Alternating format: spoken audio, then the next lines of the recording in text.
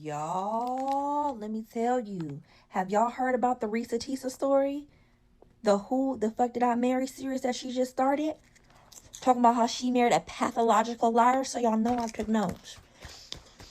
Now, if you don't have the capacity for these type of low vibrations, I'm gonna go ahead and sum it up here, but you go ahead, I'm gonna tag her so y'all can go ahead and watch her 19-part and counting series, how she talks about how she married a pathological liar.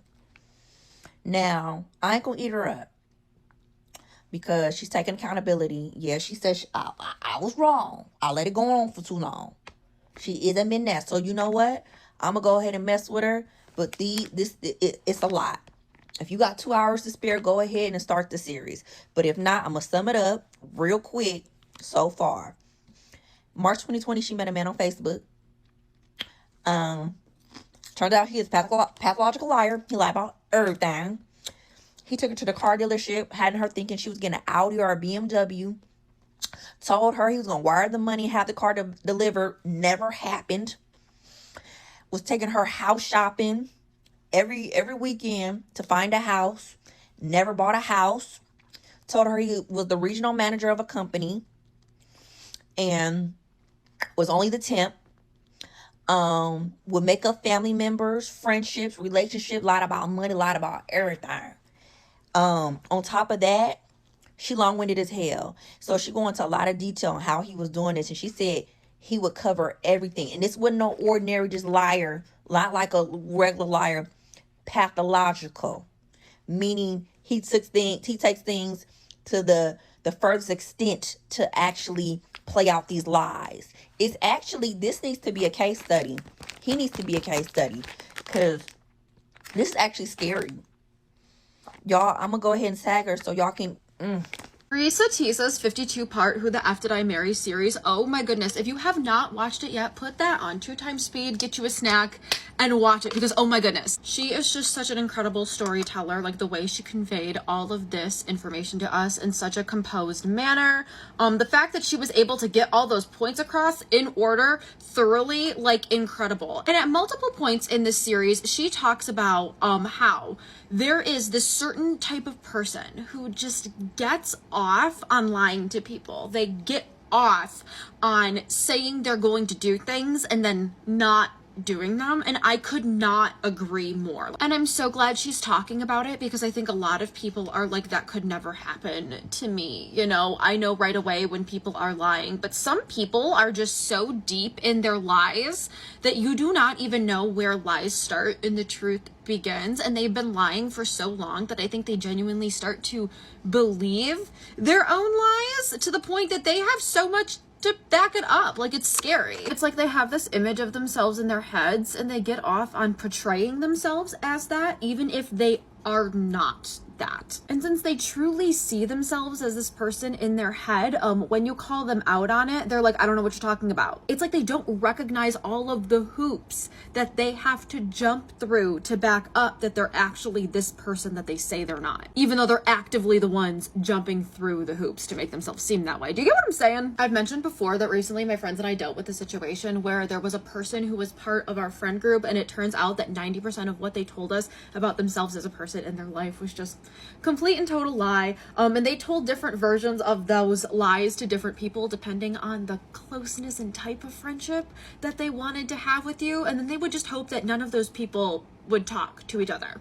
They did though. When I tell you this person always had a story about their life, I mean they had stories about their life. You could just be like, hey, how's it going? How are you today? And they would reply with like a story, like a multi-paragraphs long story with details and key points about the things they were doing that day, who they were talking to, blah, blah, blah. And then the next person could ask them the same question and they would get like a slightly different version of that similar story with slightly different lies and just so on and so forth. The funny thing was when we were like talking about it as a friend group, putting two and two together, we were like, you know, nobody was like drilling this person, asking for these super specific details about their life. They just offered them up willingly to questions, like the very vague questions, like, how are you doing today?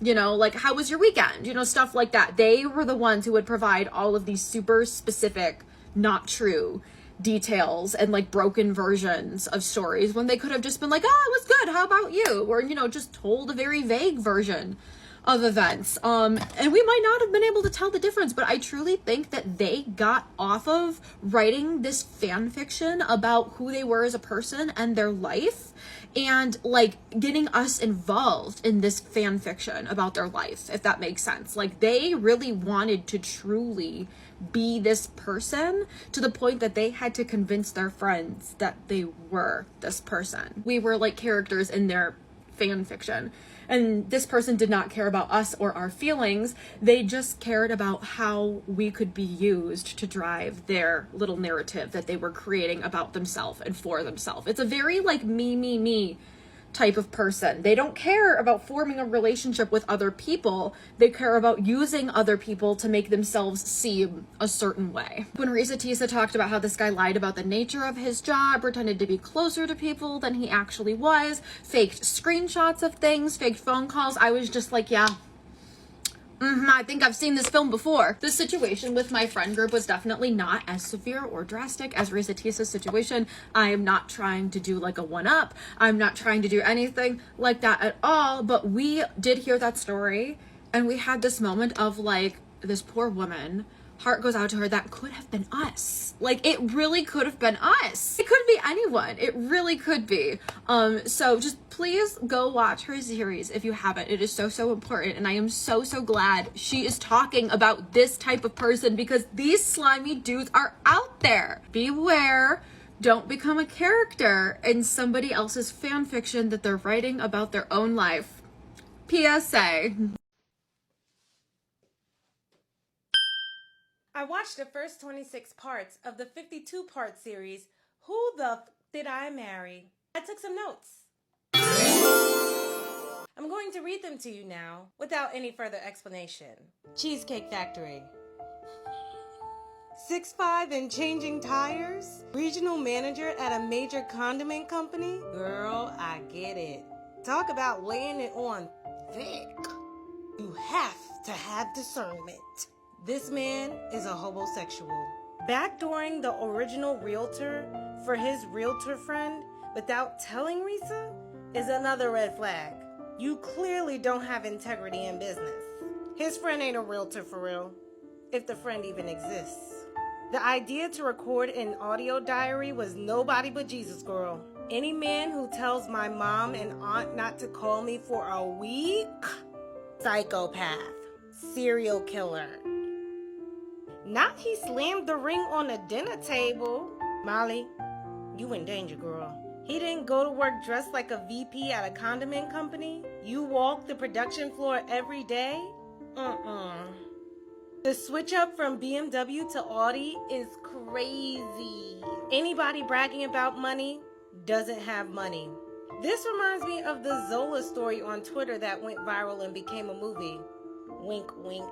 I am happy to contribute to this woman making 5 to 6 figures on TikTok by telling her story. I liked every video.